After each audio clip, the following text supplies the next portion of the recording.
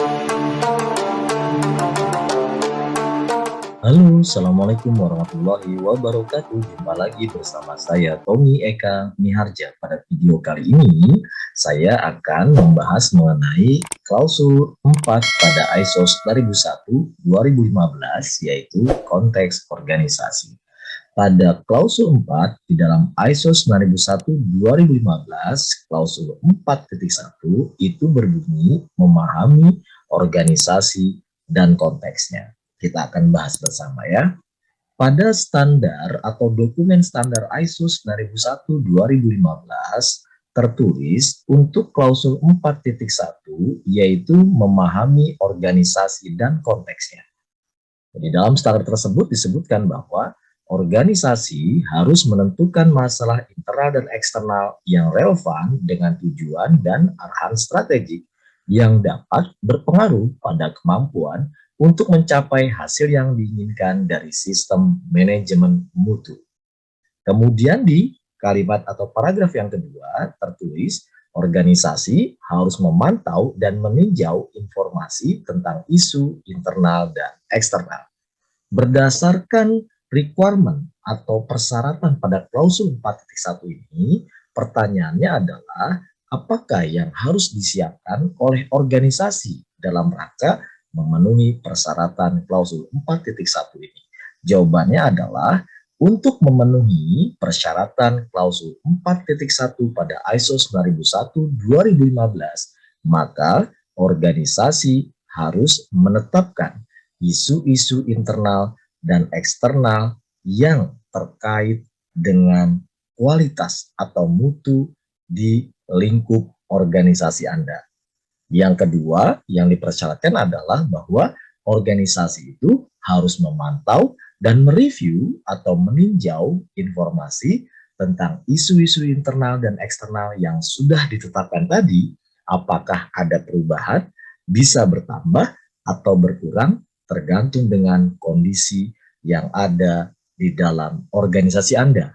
Nah, kemudian terkait dengan penetapan isu-isu internal dan eksternal ini dalam bentuk apa Pak Tommy evidence-nya?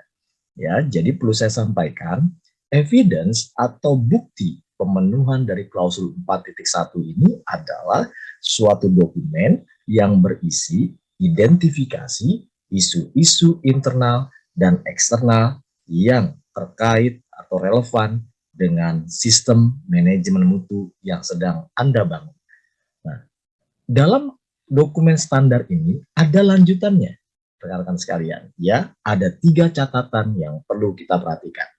Catatan yang pertama adalah bahwa isu dapat termasuk faktor positif dan negatif atau kondisi-kondisi yang dipertimbangkan. Artinya adalah pada saat kita menetapkan isu internal maupun eksternal, isu-isu yang kita tetapkan, yang kita identifikasi tersebut, ini dapat termasuk isu-isu yang positif atau isu-isu yang negatif. Saya ambil contoh, isu-isu yang positif itu adalah misalnya di dalam internal perusahaan sudah terdapat ya dokumen pengendalian bisnis proses atau SOP. Nah, ini merupakan isu-isu yang positif karena untuk organisasi yang ingin mendapatkan sertifikasi ISO 9001 belum tentu sebelumnya itu sudah memiliki SOP dan lain sebagainya. Nah, pada saat organisasi sudah memiliki prosedur, sudah memiliki pengendalian terkait dengan bisnis proses, ini bisa kita masukkan ke dalam isu-isu internal kita.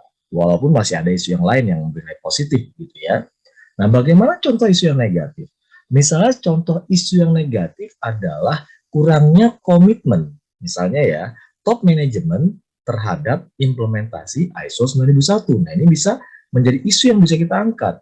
Karena kalau kurang komitmen, maka penerapan ISO 9001 ini tentu saja tidak akan maksimal. Catatan yang kedua, ya, memahami konteks eksternal dapat difasilitasi dari isu yang timbul dengan mempertimbangkan hukum, teknologi, persaingan, pasar, budaya, masyarakat, dan lingkungan ekonomi baik lokal, regional, nasional, maupun internasional. Poinnya adalah pada catatan kedua ini, pada saat organisasi atau perusahaan ingin menetapkan isu-isu internal atau eksternal, dalam hal catatan kedua ini adalah isu eksternal, maka kita dapat mempertimbangkan dari sisi hukum, teknologi, persaingan, pasar, budaya, masyarakat, dan lingkungan ekonomi.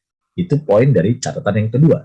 Catatan yang ketiga, ini menyatakan bahwa memahami konteks internal dapat difasilitasi dengan mempertimbangkan isu atau masalah yang terkait dengan nilai, pengetahuan budaya, dan kinerja organisasi. Nah, kalau rekan-rekan sekalian sudah memahami catatan 1, 2, dan 3, saya yakin rekan-rekan juga akan bisa mengidentifikasi dan menetapkan isu-isu internal dan eksternal yang relevan dengan sistem manajemen mutu yang sedang Anda bangun. Semoga bermanfaat. Sampai jumpa.